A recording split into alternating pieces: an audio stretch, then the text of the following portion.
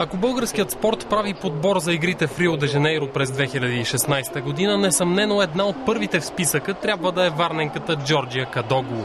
Още невръстна, тя влиза в басейна и не след дълго талантът и огромните й усилия дават резултати.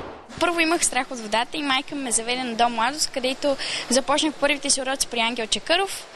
Той е страхотен педагог.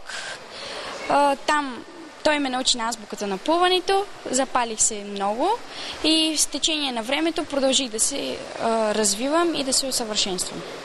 На 12 години Джорджия има всичко, което може да се спечели в България. Само за 2010 година подобрява 6 национални рекорда. Печели титли на международни турнири.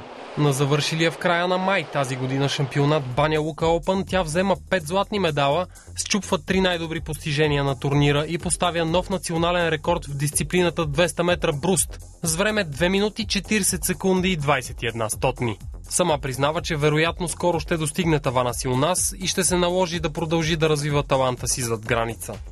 България в момента ми предоставя доколкото може добри условия, но не е точно това, което търсим и мисля, че няма да мога да се развия добре, ако остана тук. Ще продължа да се състезавам за родината си, наистина, но може би ще търся тренировки в чужбина и друг треньор. В момента Джорджия има 2 сериозни варианта за развитие пред себе си в чужбина. Едното предложение идва от Съединените щати, а другото е от Италия.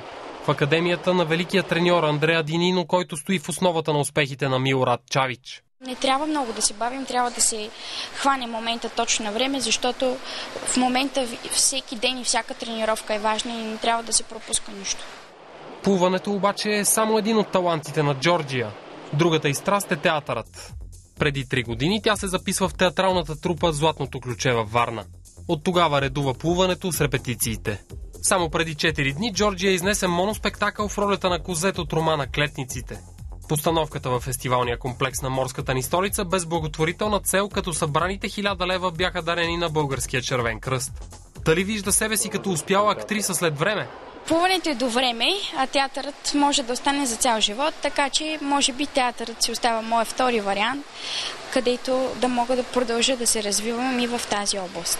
Там се чувствам сигурна, почивам се, разтоварвам се, средата е съвсем друга, контактуваш с нови хора, научаваш нови неща.